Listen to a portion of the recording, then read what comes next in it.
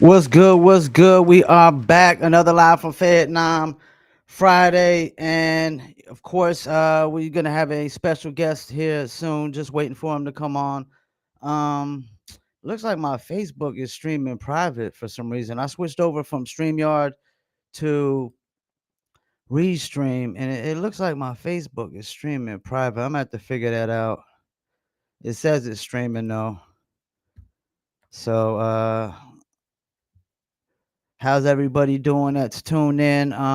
See who we got on Instagram.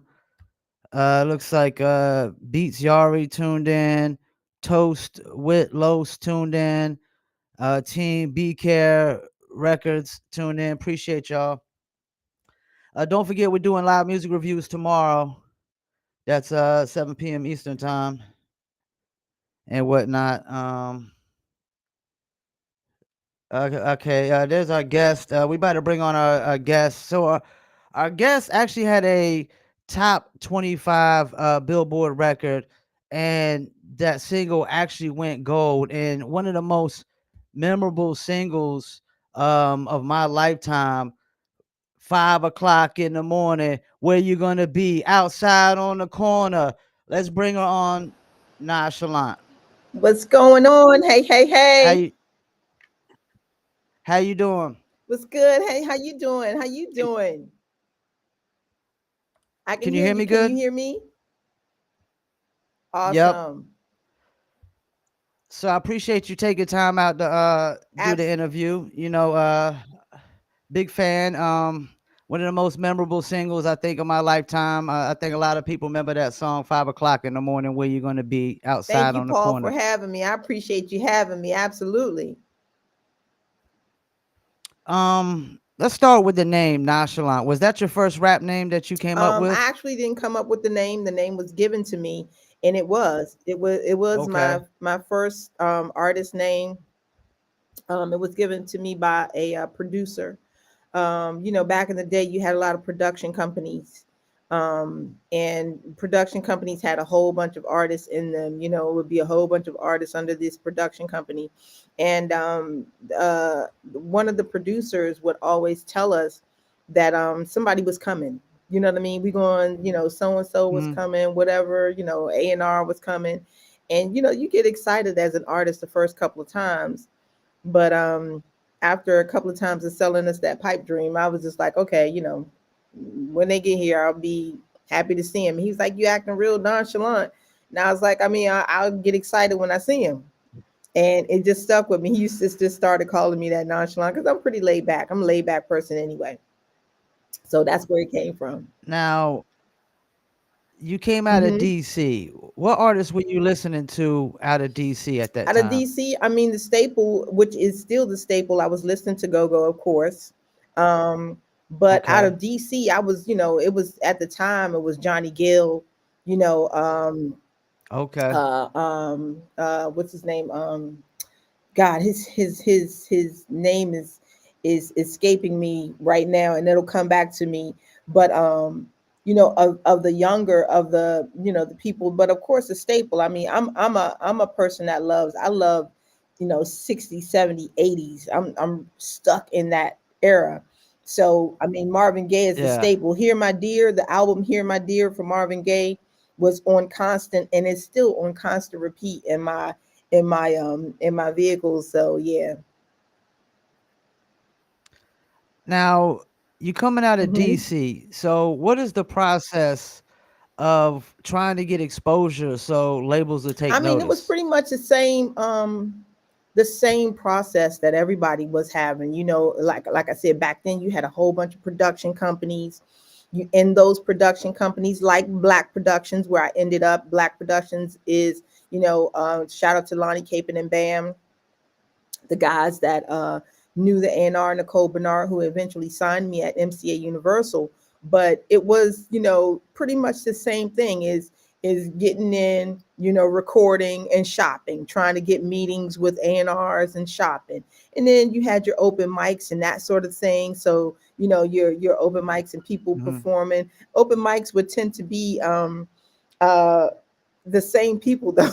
Every week you would go to an open mic and it'd be like the same people doing the same songs, over and over. But it was just, one of those places that you would go. And the irony of it is, so, some people would come to open mics just to see, who was at the open mics. But during that time, it was pretty much the same thing: make a record and send it to the label and try to get a meeting. Now, when you got signed to MCA, were you the first rapper out of DC that was like really well known? Yes, outside of now, no, because there were now I was the first rapper to do what I did, like go gold and rapper go gold, shoot videos in the city and that Yeah. sort of thing, major. But like Black Indian, shout out to Black Indian, he's not with us anymore, who passed away. Black Indian was also signed to Universal. You had Section 8 Mob, you had people like Stinky Dink, who is more on the um rap with go-go's bands, but still a MC, a rapper, you know what I mean? So you had a lot of rappers, but I was the first one to do two world tours and to go gold and that sort of thing. And DJ Cool in his own right, not slash hip hop really, but Cool is, a MC, and we can go into what an MC is, you know what I mean? And the difference between the Yeah. MC and a rapper and the combination of the two. So yeah. Now, when you recorded 5 o'clock, did you know that was the one? You know who chose 5 o'clock? Daddy-O. Who? Daddy-O chose Okay. 5 o'clock. We were in listening to the album in Nicole's office up at MCA Universal, just going through the records, and Daddy-O's office was right next to Nicole's. And if you could call it, because Daddy-O's office was not an office, like his Daddy-O's office was more of a vibe spot. It was just you go in, and it was just it's no desk. It's, you know what I mean. He's in there, total music situation, and he came out of his office and came into Nicole's office. And when 5 o'clock was playing, he was like, that's the one. That's your single right there. And originally 5 o'clock was not called 5 o'clock. Even before it got Okay. um to the label, when we finished it, originally 5 o'clock was called Brother Man. And we Okay. had I can't think of his name, who was singing on the hook, and it was like, brother man, come on. I wasn't singing that. It was a guy singing that part. And just for Mhm. some reason, I came in because after writing the song, I just felt like, one, that wasn't the hook. And then I had the experience of being out at 5 o'clock, because during the recording of this record, all of this was recorded before I got my deal. So 5 o'clock was recorded Mhm. before I signed. And I still was working at the post office. I still had to be at work at 6 o'clock. So I was out at 5 o'clock. And that's where it came from. When I came Okay. back in, I was like, 5 o'clock in the morning, where you gonna be? Outside on the corner. You better get yourself together, because it was something that I saw every morning going to work. And that's where it came from. Now, you had a hit with a message. You don't see that too much nowadays. Did the labels was that ever a thing with them back in the days? Where Hits with messages as far as what, not liking the messages or pushing messages or having an or anything like pushing the messages or telling you not to push the no, the messages great or thing about, I would say a era of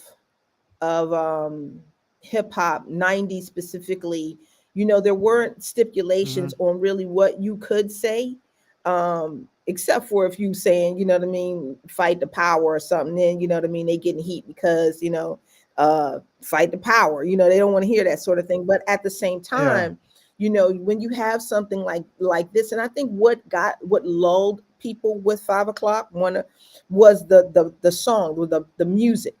The beat hit so hard, Yeah. and I would get this from different Yeah. people, like the song bang in the club, it come on, and a lot of people didn't Yeah. even realize what I was saying until they listened to it on their own, and they were like, oh wow, she's saying this.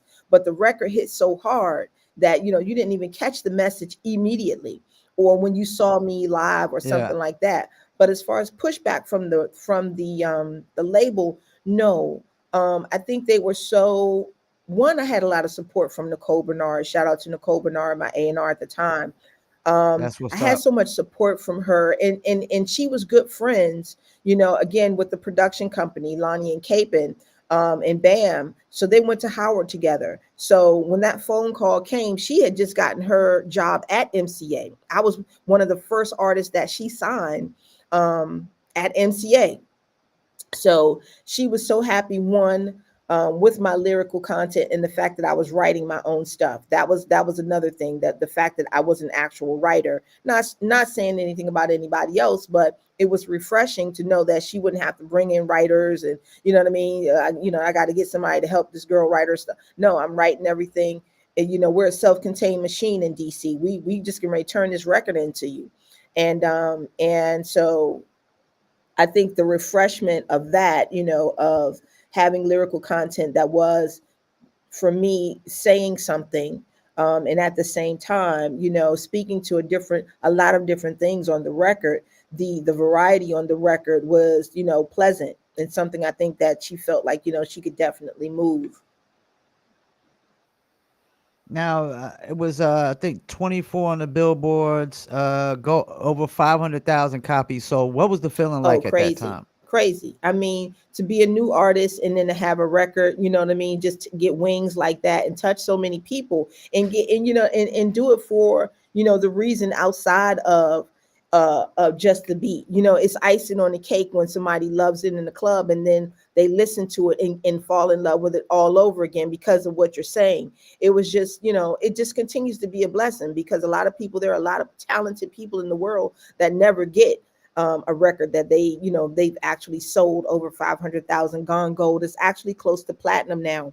So anybody, everybody listening to this, go stream it. Let's stream it up and try to get it to platinum. But the feeling is amazing. It's amazing and a blessing for real to have that plaque to say sold 500,000 copies and now over that.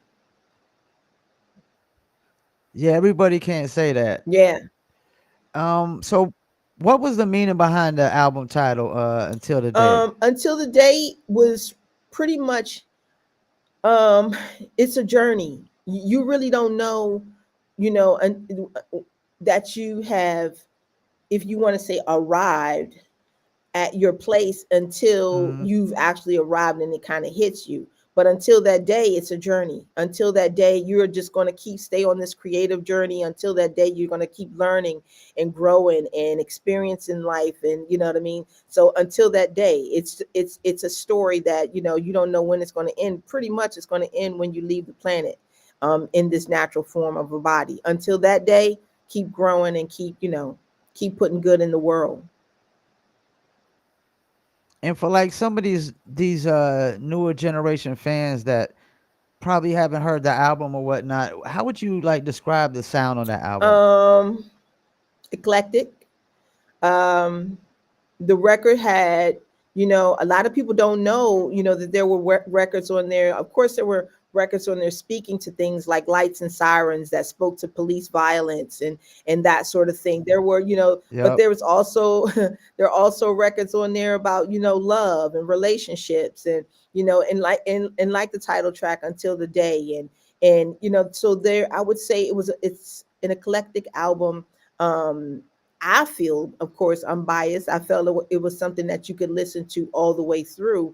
And it was unfortunate that, um, you have regime changes within labels and, records don't get pushed that the way they're supposed to. And, unfortunately, you know, um, my fan base wasn't able to see all parts of me because I think that would have helped them, not have such a narrow aspect of who Nonchalant was then and is now. They and it's again 5 o'clock is a blessing, but nobody has the same day every day. We're all human. So I would say I would invite, people to go back and listen to that full album, and let me know how they feel, especially since the album now is years old, and how they feel about it now, listening to it in a 2024 from a 1996 album. How does that album feel, and how does it relate? Because we do know that 5 o'clock is still a relevant record. Unfortunately, it's still relevant to the times. And so I would invite people. I would love to find out how people feel about the record today. You know. Yeah, I listened to the whole album earlier today, and I was listening to the record, and it was just like, wow, you just can't. It's almost impossible to put out hit records with Yeah, messages like this, that really get that deep, with the details and with the message, and you didn't leave no stone unturned. You know what I'm appreciate that. I saying, with the appreciate that, topic, I Paul. would say. Appreciate it. Appreciate it. We got our guy Now, D1 out there right now, go just ahead. pushing it. You know what I mean? Pushing for these messages and pushing for the balance and positivity. Yeah, amongst this other energy. I'm not gonna say it's bad energy, but there needs to be a balance. So yeah, but go ahead. I don't want to veer off to the left or right.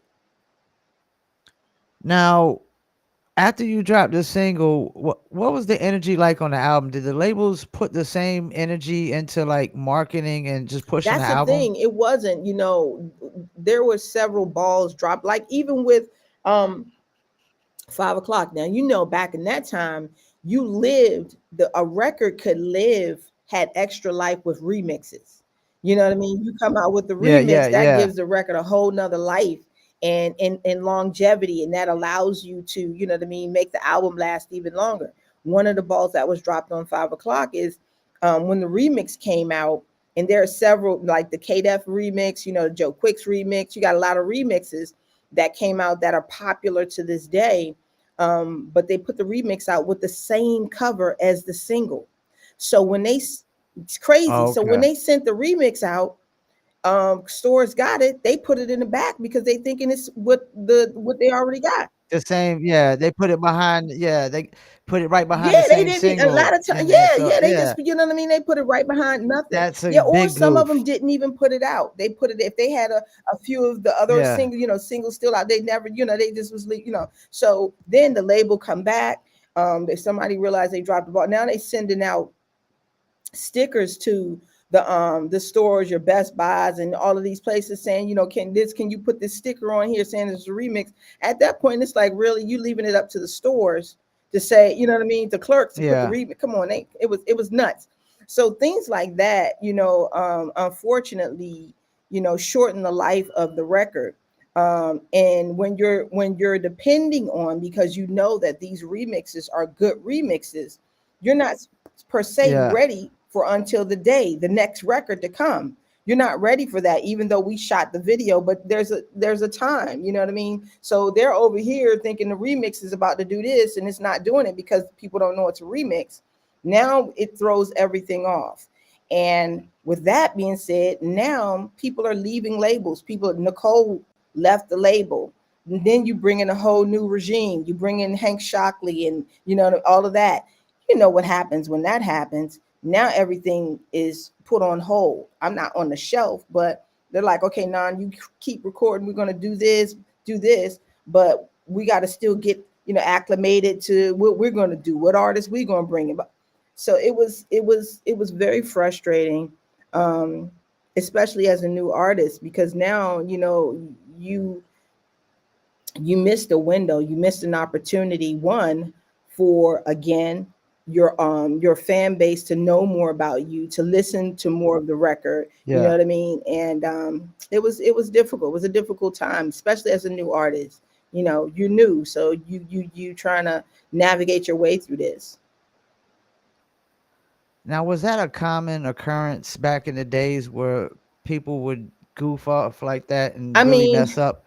I mean, because I mean, the people at the store, they're gonna see the same label that all they gonna, like you said, they don't know no better. They're just gonna put it, stock it with right. the rest of And right. the And your first fans are singles, gonna come in, they waiting for a remix. They come to the store and they like, oh, okay, this, they ain't get it yet. The remix ain't come out yet. So they not about, so yeah, so that situation.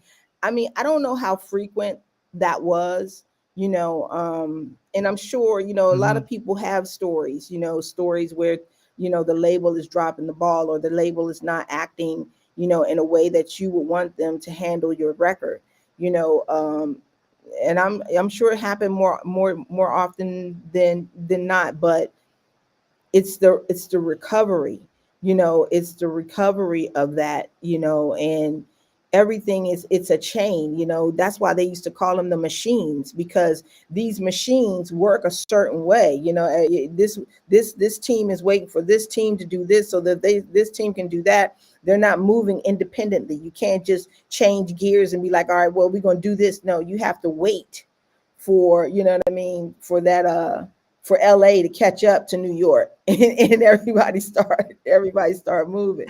So yeah, it was a difficult time. Luckily, it was a blessing to be able to go in and start and do another album. But again, here we go again with, things not moving in the direction you want them to move in. It was a crazy time, because you think an artist like myself, coming off of the type of record that I had, 5 o'clock, 5 o'clock was a monster. Like 5 o'clock, 5 o'clock is crazy now, Yeah. but 5 o'clock at the time was a monster record. And it should have been sky's the limit. It should have been automatic. I should have had Mary's on my label.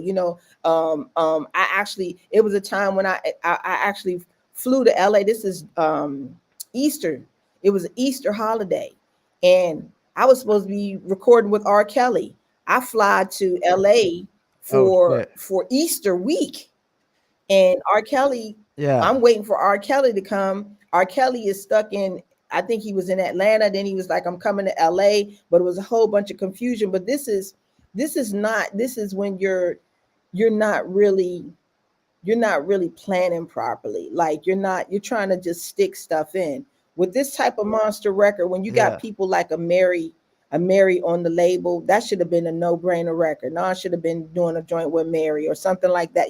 These sorts of things. So it is when, unfortunately, my A&R Nicole left. Not that like she just rolled out or whatever, but you know what I mean. She moved on to different things, better things for her career, and then people come in without the Mm-hmm. same mindset, not the same passion for you, not the same vision that you have. They want to veer off to the left. Let's try this. It happens to a lot of artists, and it shouldn't have happened to me realistically with that type of monster record. Because until the day, the second single was crazy. Until the day should have been, come on, until the day should have been nuts. That's Chucky Thompson. This is, come on, it was crazy. Now back then, how hard was it trying to make it not only out of DC, but you're a female rapper too? How was it extra You know hard? what? It wasn't hard for me, Paul, because of 5 o'clock. 5 o'clock, again, a monster. It preceded me. So before people ever Yeah. even met me, they already was in love with the record. So here comes, the person that we already love the record. So we just want to meet who made the record. So I did get, though, Mm-hmm. what I did get is a lot of people didn't even think I was from DC. A lot of people thought I was Okay. from New York. They thought I was from someplace else. New York. That they didn't think I was from DC. And when they did, when they just heard the single before the album dropped, and I started talking about the album, they would always say, "Oh, you got go-go on the record. Oh, you from DC? Okay, so you got some go-go on the record." No, I don't have any go-go on the record. They'd be like, "Oh, none." I'm like, "No, I'm a hip hop artist. I don't have any, go-go on the record." So yeah, so Now, how do you feel about the state of the female rappers today? I think it's dope. I think um I think it's dope how many there are. Let's put it that way. I think it is extremely crazy Mm-hmm. dope how many there are, how people are open to them, and there's nobody. It's almost like to me now, a kinship. Like, you gonna have that natural battle thing. That's a natural thing. You should be battling, but at the same time, I feel like there's a level of support for each other. rooting for each other. I feel Yeah. like that's happening, and females are happy for other females to win. So I think it's a great time in hip hop for female MCs. Do I wish it was a balance of dope? And I'm not even going to say that, because there are a lot of dope MCs that are winning, and I don't want to say again rap and MC, but there are a lot of Yeah. MCs that will make you think a little bit harder. Let's put it that way. Um, that are winning, but not to the level of a Cardi B or a Nicki. Like I Rhapsody. mean, yeah, Rhapsody, she's winning. Rhapsody is dope, but she's not Cardi B. You know what I mean? Yeah, Yeah. she's not making this style. She's Yeah, not yeah, Nikki. yeah. She's She's not. not, she's Yeah. not, and I mean by numbers. I mean by numbers. But then you Yeah. have a Tierra, a Tierra Whack, you know what I'm saying? You have, and Mm. she's definitely making you think, even though what she's saying is making you think for another whole nother reason. Her creativity, her level of creativity is super dope. So there are a lot of female MCs that are making you think a little bit harder, having you pay attention to what they say, and if you will, for nostalgia, rewind it to say, wait a minute, what did she say? She said the such and such, the such. You know what I mean? You got to wait like 3-4 lines down to actually connect the dots from the first line. So um it's refreshing to know that they are out there, but um i wish they were I wish they were pushed a little bit more. I wish the masses you know had as much love for them, or gave them as much attention, let's put it that way, as the others. That would be dope. Yeah. Cause on the male side, you at least got like Kendrick and Cole, who's been pretty much at the top of Mm-hmm. the game.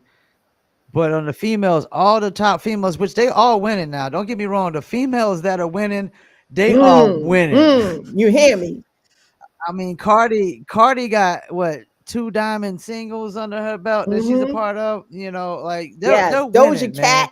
Now Doja make you think about, Yeah. Doja say stuff to make you think like, wait a minute, what she just say? And she fits that mold, that Cardi and Megan mold, but at the same time will still make you think. So it's kind of like the best of both worlds with her. But yeah. Now you took a little break and you came back and says you DJing. Are you Oh, still absolutely. DJing? Absolutely. Okay. I got my 1200s. Shout out to Grammy winner DJ Tracy Young. Um Okay. Tracy took we met at PGC when I was in middays at PGC back in the Mhm. 90s, and I got my 1200s in 97. And shout out to Tigger too. Shout out to Big Tigger down in Atlanta. I used to pester the heck out of Tigger. I used to pester the heck out of DJ Rico. Shout out to Rico, Noisemaker Nation here in DC, um, about learning how to DJ.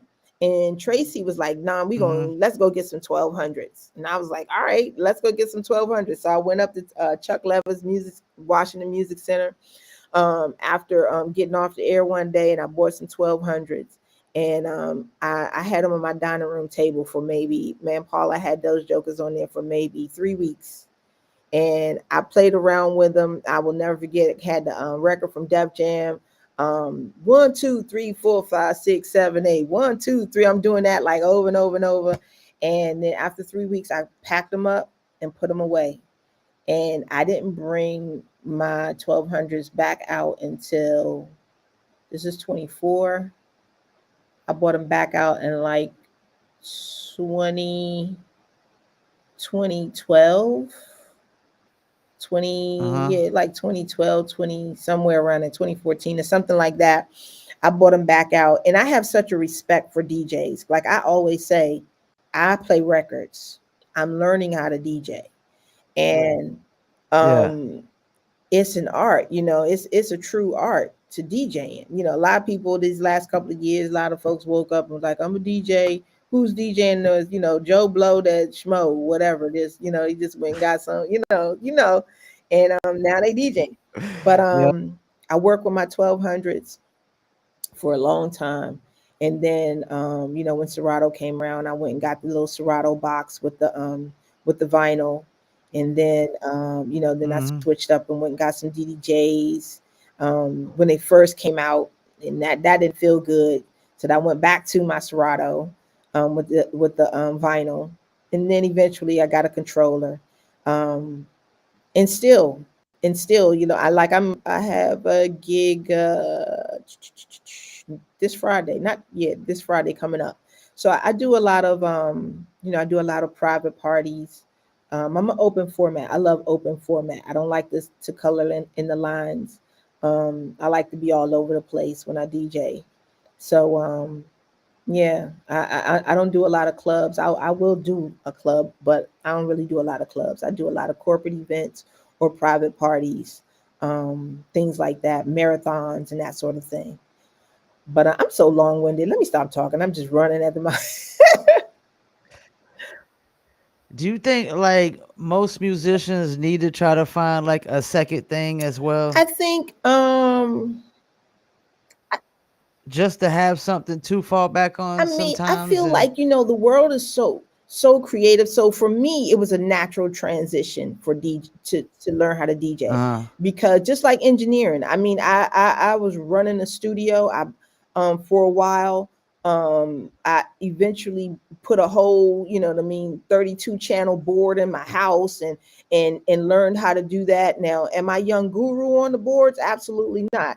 But but standing in there and watching the engineer touch buttons, I want to know why you touching that.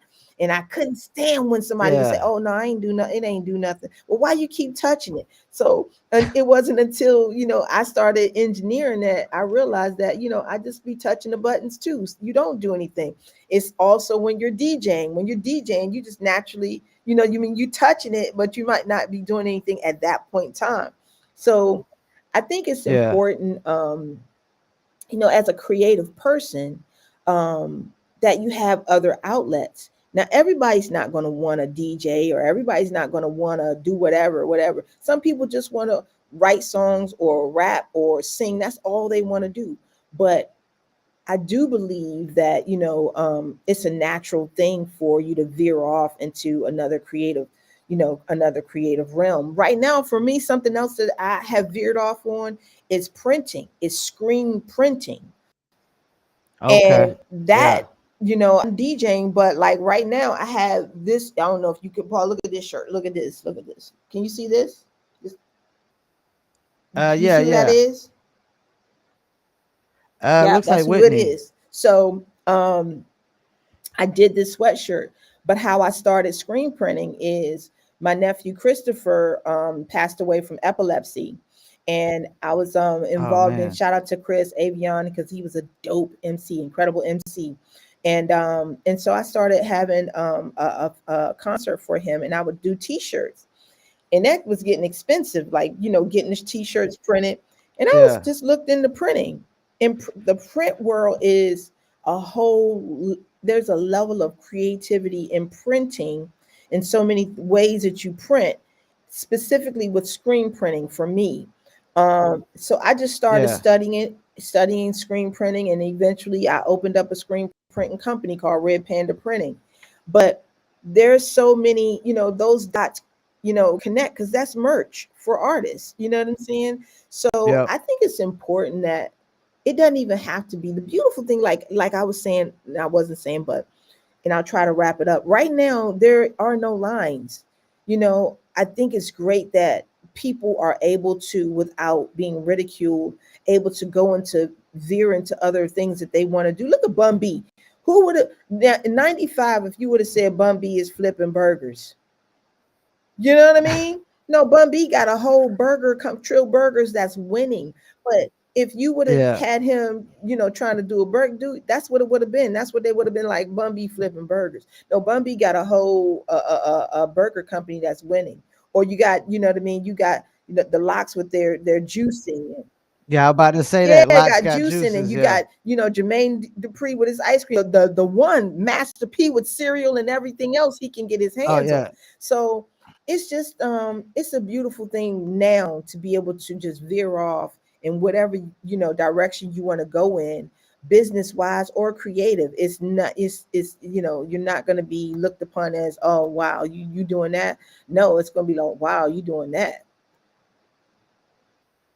Now you also did a song on the Dangerous Ground Mm. soundtrack with MC Light, Yo Yo, and Bahamadia. What was that That like? was dope. We didn't record together though. Unfortunately, we Okay. all, at least I didn't, we all sent our record in, sent our vocals in. I recorded in one particular place, sent the vocals in. It would have been dope to do that, all together, but we weren't all in the same place to do that record. But I would say, like my girl, shout out to my girl Yo Yo.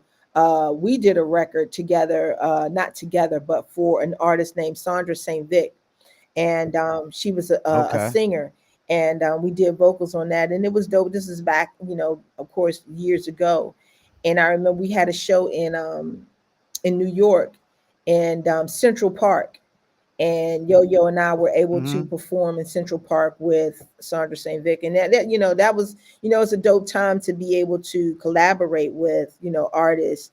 But on the Dangerous Grounds, we weren't all in the same place. No. Now, have you recorded any new music lately, Absolutely. or Yep. plan on Absolutely. recording any Yep. new music? So I just there's a artist named Night Train 357, and he just dropped a Okay. record last month called The Check. So I did a verse for him. Dope MC, incredible human being, but a dope MC. I just dropped uh what's the record? God dog, just skip my mind that quick. And this has been some time ago. Um couple of months. This is, well, actually, this has been some months ago. Um, oh my God, I'm looking right at his face. He was just with Jazzy Jeff for his that weekend that he had with all the creatives. I'm looking at his face, but we did a record. But yeah. So, but I'm gearing up to drop like a project of my own. Um, yeah, Okay, I'm that's gearing what's up. up. I got joints. I have, several joints that I have, and I'm ready to drop. I think I got about five so far. I'm gonna do a short project. It's not going to be a long project, but something short, in the new year. So I am gearing up for that. I am gearing up for it. Well, be sure to I do the music reviews on Saturdays, so Absolutely, absolutely. Paul. I gotta get your opinion. So for sure. yeah. Well, before we let you go, anybody you want to shout out? Yeah, I definitely would like, definitely shout out my BFF, and the person that keeps the train moving, Donna Management. I want to shout out, my RPM family. RPM, I'll talk a little bit about RPM, but People Record Pool Mixes is an event that I had. The last one Okay. was in 2022, and I know a lot of people have been, asking me, "Non, are you going to do that again?" And just a heads up, I will be doing it again 2025. We are gearing up. So that announcement will be coming very, very soon. And just shout out to everybody that continues to support me, continues to support hip hop and just music in general. I don't know what side of the fence people are on right now, but I would urge everybody, definitely, if you can hear my voice, get out and vote. We are in an election year. So definitely, whatever, whoever your candidate is, if it ain't Kamala, I'll pray for you. But yeah, but shout out to my Kamala and Walls folks. And let's just get out and vote, and use your power. And just check for me. Thank you to everybody that continues to support me. Thank you so much. Thank you so much for having me, Paul. I really appreciate it. And yeah, yeah, Sure thing. Well, I appreciate you taking out the time. You a friend of the show now. You can come for back on sure. anytime. I got your management's contact. They got mine, so I'll definitely keep in I touch, man. appreciate it. I hope so. Let's stay close. All right. You You have a too. nice Peace, night. peace. All right. Peace. Well, there you go. Another banger. That was Nonchalant. 5 o'clock in the morning. Where you gonna be? Outside on the corner. 7 p.m. Eastern time. Where you gonna be on a Friday night? None other than live for Fayettenam. Don't forget we got music reviews tomorrow at I don't know what time I'm gonna go on. I'm trying to find a perfect time to do music reviews that are good enough for people overseas as well, because we get a lot of submissions overseas and they're like 5 hours ahead of us, sometimes 6 7 hours ahead of us. But yeah, you heard Nonchalant there. She's gonna have some new music out soon. Hopefully she'll be sending something so we can review it on Live for Vietnam.